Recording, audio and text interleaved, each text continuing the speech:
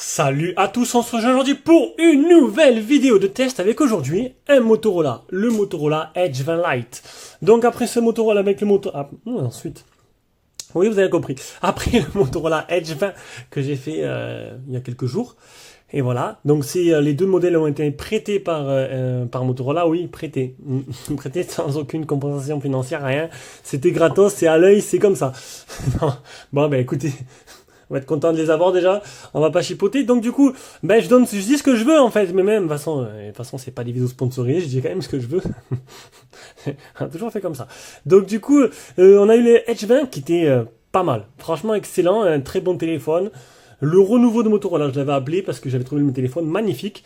Et du coup, on a le modèle Lite. Un modèle Lite qui n'a pas grand chose à voir au modèle normal, qui a un téléphone différent. C'est un téléphone qui, j'ai pu voir à la tarif conseillé à peu près 319 €, actuellement le moins cher au moment où je fais la vidéo. Et je crois qu'il y a des écouteurs qui sont offerts.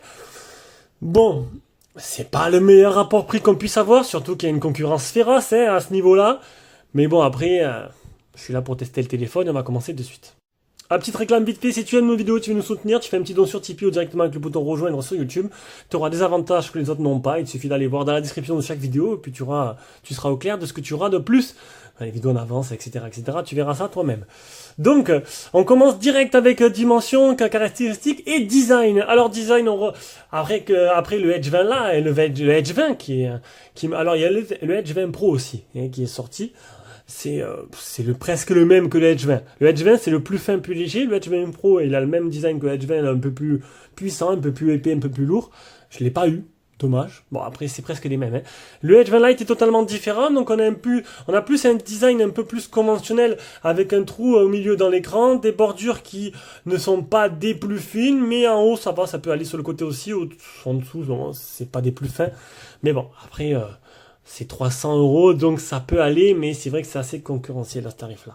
Donc 76 sur 165,9 sur 8,3 mm d'épaisseur pour un poids de 185 grammes. L'écran fait 85%, enfin prend 85% de l'ensemble du téléphone. L'écran de couleurs en blanc et en gris. On a un écran de type OLED à l'avant en 6,7 pouces. La définition 2400 x 1080. Un écran qui est 90 Hz max. Donc c'est ou 60 ou 90. Alors, c'est dommage parce qu'on était sur du 144 pour le modèle 20 normal. Et oui, 144, c'est rare, d'habitude c'est 120. 144, c'est vraiment normalement réservé au téléphone gaming, mais limité. En dessous, alors dans la petite fente, dans le petit trou qu'on a là, on a un appareil photo 32 mégapixels avec une reconnaissance faciale. Reconnaissance faciale, bonjour. Ah, ah non, je l'ai faite. Je me suis dit, je l'ai oublié. Reconnaissance faciale qui marche plutôt correctement, qui n'est pas des plus rapides, mais qui marche plutôt correctement. En dessous, on aura quoi? En dessous, on aura le type C avec le port jack. Le port jack n'a pas été oublié. On aura un seul haut-parleur ici, pas d'haut-parleur stéréo, ça c'est bien dommage. Sur le côté gauche, tu auras ce petit bouton-là qui est le bouton Google. Ça c'est un raccourci Google, tu cliques dessus, ça te permet de l'associer à Google, voilà. Et après tu parles, et c'est l'assistant tout simplement Google. Donc c'est plutôt bien, sur les Motorola, il y est tout le temps, un peu comme sur les Pixels, j'ai envie de dire. Dans le tiroir SIM, on a quoi? On n'aura pas le Master Combo, on aura juste la possibilité de mettre deux cartes SIM en même temps, ou une carte SIM, une carte SD. Donc Master Combo, faudra revenir. Master Combo qui est devenu une marque déposée. C'est marrant quand je vois ça dans pas mal de commentaires, tous les trucs qui n'ont pas rien à voir avec mon nous. Alors, sur le côté droit, tu auras quoi? Tu auras le bouton Power qui est cliquable, qui est aussi un capteur d'empreinte qui est très réactif. Ah, ça revient de plus en plus à la mode. Pourtant, on a de l'OLED, on aurait pu avoir comme sur le Edge 20. Non, le Edge 20 c'est pareil, c'est capteur sur le côté, mais on aurait pu avoir un capteur sous écran. Ils ont fait le choix du capteur sur le côté. C'est pas trop mal parce que c'est vrai que c'est plus fiable et plus rapide et puis c'est plus ergonomique, puis c'est vachement plus Voilà, niveau prise en main, ben, ça tombe sous le sens, j'ai envie de dire. Avec bouton volume plus moins. À l'arrière, on retrouve ben, ce même effet plutôt joli, j'ai envie de dire, là-dessus. Ça a été un peu travaillé. Je trouve ça plutôt joli avec ce bloc photo aussi qui est plutôt sympathique, moitié transparent, moitié coque, plutôt joli aussi, avec le double appareil photo, plus un troisième. Donc on a quoi? On a un 108 mégapixels en principal de chez Samsung, on a un deuxième 8 mégapixels pour le grand angle, un troisième 2 mégapixels pour le portrait, le tout animé par un Mediatek Dimensity 720, avec un caméra G57 pour la partie graphique. En 828 seulement, donc 8 Go de RAM, 128 de mémoire interne, une batterie de 5000 mAh, recharge rapide 30 watts, Bluetooth 5.0 seulement, j'ai envie de dire, et il est full 4G et full 5G. Allez, on passe brièvement à l'écran, un écran de type OLED, un écran plutôt magnifique. Alors, ils n'ont pas précisé, ça c'est dommage parce qu'ils précisent pas la luminosité max, c'est un peu comme le Edge 20. Alors je tablerai, parce qu'elle est bonne, la luminosité est bonne, hein, là elle est à fond. Je tablerai sur un 1100, entre 1100 et 1300, hein, pas plus. Hein. Je dirais plutôt 1100 au niveau de luminosité max, parce que à force j'ai l'habitude. Mais voilà, elle est pas trop mal, mais dommage qu'on n'a pas de chiffres. On n'a pas de chiffres, sinon l'écran il est super agréable, des noirs profonds. Voilà, la particularité de l'OLED, c'est voilà, noir profond, des bonnes couleurs et voilà, et c'est plutôt pas mal. Donc je le rappelle, c'est du 6,7 pouces avec un Full HD+ en 2400 x 1080 pour la définition et un écran qui monte jusqu'à 90 Hz. On passe à la partie logicielle, donc c'est exactement comme le H20, donc c'est une interface. Alors ils ont pris Google Stock, auquel ils ont rajouté pas mal d'options by Moto. Ça fait longtemps hein, voilà, les téléphones Motorola, c'est sûr que ils passent un peu inaperçus jusqu'à présent. J'ai bien aimé le Edge normal qui était incurvé. Ils essayaient enfin de faire quelque chose d'intéressant. Là, le Edge 20 tout fin, léger, tout, c'est plutôt pas mal. Il donne envie. Ce Edge 20 Lite est un peu plus conventionnel, mais l'interface reste la même. On a une interface qui est super fluide, qui tourne très bien, qui est très très bien optimisée. Donc c'est du Google Stock, un peu comme c'est comme ça peut être comparé à ce qu'il y a dans les Pixel ou dans les OnePlus, mais avec une légère surcouche et pas mal de petites options rajoutées par Motorola qui sont plutôt bienvenues, et donc je vais vous faire le détail tout ça dans les captures d'écran. Allez, on commence par le Antutu 328 877, le test de chauffe 34 degrés, ce qui est plutôt correct, 10 touches pour l'écran, 8344 le PC marque, le premier Geekbench, le deuxième Geekbench. Le safety net, il est propre, il n'y a pas de malware qui infecte la ROM, il est bien certifié L1, vous aurez bien la HD dans les applications de streaming, les appels Wi-Fi, on aura le NFC, on aura un thème foncé, mais bon, après c'est basique Android, vous ne pouvez pas choisir indépendamment chaque application. Vous avez, alors bienvenue dans Style. Style, ça permet de personnaliser l'interface point par point, donc écriture, icône, couleur et tout, ça c'est plutôt pas mal. Le mode plein écran. L'écran aperçu, c'est une sorte d'Always On Display, donc ça affiche des notifications interactives quand tu reçois une notification. Les couleurs, donc on pouvait mettre naturel ou saturé. Le taux de rafraîchissement, donc 60 ou 90, donc pas de mode 144 ni de 120, c'est un peu dommage. L'écran attentif qui permet de laisser l'écran allumé quand vous regardez. Donc l'écran attentif, la capture d'écran 3 doigts, diviser l'écran d'un doigt, enregistrement d'écran. Le mode performance qui permet d'utiliser de la RAM, de la mémoire qui rajoute à la RAM pour booster tout simplement la RAM du téléphone. Voilà, donc ça c'est nouveau. Ça commence à se faire de plus en plus. Les captures d'écran 3 doigts, je l'ai dit, la lampe express, capture rapide, diviser l'écran d'un doigt, les actions tactiles, appuyer deux fois sur deux fois sur le bouton marche arrêt pour apparaître le petit, comme sur le Edge 20, hein, un petit. Alors je ne l'ai pas activé, ça fait apparaître un petit menu avec des raccourcis. On arrive à l'autonomie, donc sur une journée, alors d'un samedi, une journée type c'était un samedi, donc j'ai utilisé 2 heures écran allumé, d'habitude je suis plus autour de 3 heures, mais j'ai fait 43 minutes d'appel avec une batterie de 5000 mAh, j'ai utilisé que 26% en 12h30.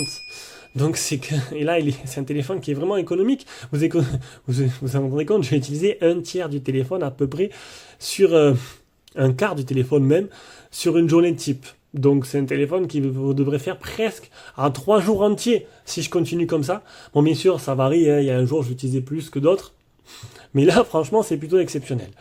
Voici l'autonomie, la courbe d'autonomie et la courbe de chauffe, donc on n'a pas dépassé les 34 degrés. Allez, on se rejoint sur Call of Duty Mobile, donc j'ai fait pousser le téléphone à fond. Alors, ah ouais, j'ai un petit souci avec mon réseau. Donc niveau performance, tu vas tourner en moyen niveau des graphismes et en fréquence d'image élevée. Donc voilà, le combo des deux, c'est pas sensationnel, Hein, c'est sûr qu'à ce tarif-là, j'aurais préféré avoir un peu mieux. Mais bon, donc le tactile réagit bien. Il n'y a aucun bot là, il y a un bug. Il n'y a pas de bot, il n'y a rien. Je suis tout seul sur la map. Donc c'est plutôt joli, ça réagit bien, le tactile réagit bien. Et j'ai été assez impressionné par le seul haut-parleur présent. Et, quand j'ai lancé le jeu, j'avais un petit échantillon de la musique. Vous verrez après, à la fin du test, c'est plutôt pas mal. On passe directement à la partie photo, une partie photo avec un appareil photo principal de 108 mégapixels de chez Samsung, un deuxième 8 mégapixels de grand angle et un 2 mégapixels pour le portrait. Alors en vidéo, tu peux filmer jusqu'en... Alors déjà en mode vidéo, tu as le mode macro. Alors mode macro, donc c'est le grand angle qui fait aussi macro. Tu peux filmer jusqu'en 4K 60 fps, non. Donc Full HD 60 fps, 4K 30 fps max. Donc bien sûr, vu que j'encode en Full HD 30, les vidéos seront en Full HD 30. Voilà. Après, tu as la photo. Ici, tu as portrait, découpage, filtre couleur, panorama, cinémagraphe, vision de nuit, selfie de groupe, filtre en direct pro, double capture, ralenti, accéléré, filtre couleur et double capture. Voilà, ça on l'a déjà dit. On revient sur le menu principal, on a les menus. Alors les menus, c'est exactement le même ressenti que sur le modèle Edge 20, parce que c'est la même interface. Je trouve ça assez brouillon, donc les paramètres sont, vous auriez pu être un peu mieux présentés dessus, ça fait un peu fouillis. Bon après, vous faites tous les menus un par un, histoire de mettre vos paramétrages favoris. Là je suis en train de vous montrer un peu ce qu'il propose. Voilà, donc maintenant ce qu'on va faire, on va revenir avec l'appareil photo frontal, histoire d'avoir un petit aperçu de ce que ça donne en capture sonore et vidéo, et après vous aurez eu entre temps toutes les photos. Bien sûr, si vous voulez voir toutes les photos en taille réelle, comme d'habitude, ce sera sur le lien dans la description de la vidéo, sur notre drive, vous aurez toutes les photos en taille réelle, et vous aurez un petit aperçu de la qualité.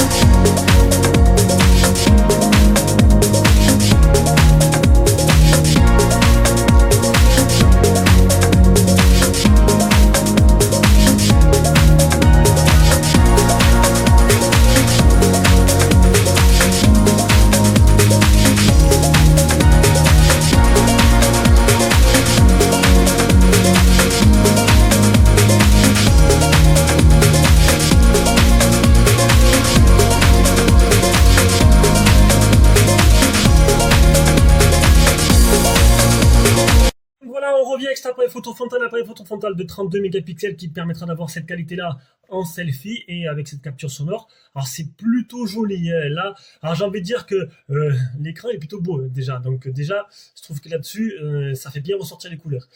Mis à part ça, ben, niveau photo, c'est à peu près pareil de ce que donne le modèle Edge 20. On est sur le même objectif, 208 mégapixels de chez Samsung. Donc les photos sont plutôt jolies. Je trouve qu'il est un peu moins efficace en mode nuit. Hein. Il capte un peu moins là. Bon, c'est le traitement logiciel qui derrière est un peu moins évolué, j'ai envie de dire. Mais sinon, je trouve que dans de bonnes conditions, les photos sont plutôt belles. Voilà, donc je vous invite à aller voir bien sûr les photos réelles si vous voulez voir ce que ça donne. J'ai essayé de prendre pas mal de petits échantillons différents. Et voilà. Allez, on passe à la suite. Et la suite, c'est quoi? Ben, la suite, c'est la partie son, le son communication qui est plutôt bon avec le seul haut-parleur qui se trouve, bon, la parole de tête, hein. On a sinon un haut-parleur en bas pour le son en son, tout simplement, on va l'écouter de suite. J'avais déjà un aperçu sur Call of Duty. Franchement, il est peut-être seul, mais il débrouille plutôt pas mal, vous allez voir.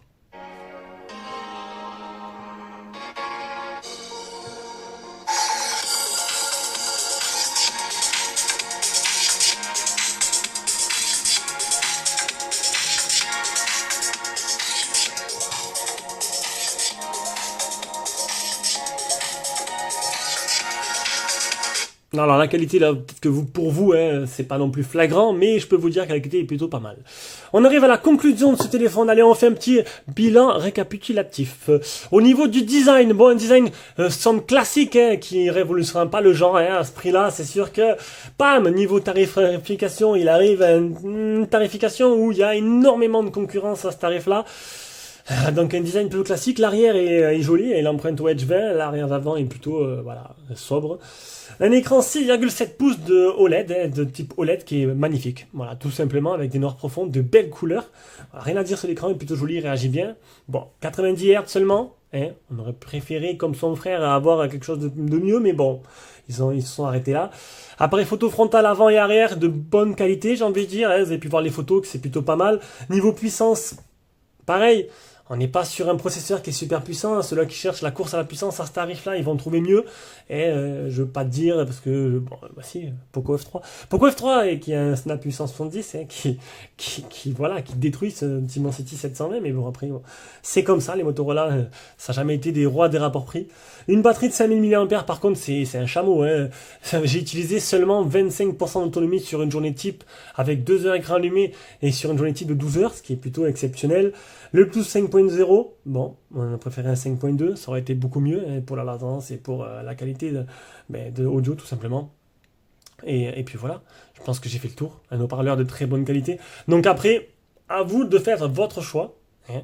Mais c'est sûr qu'avec une tarification un peu plus basse, il aurait pu peut-être se mêler un peu aux autres modèles. Mais bon, c'est comme ça. Allez, sur ce, je vous fais des gros bisous, on se revoit pour une prochaine vidéo. Ciao, ciao.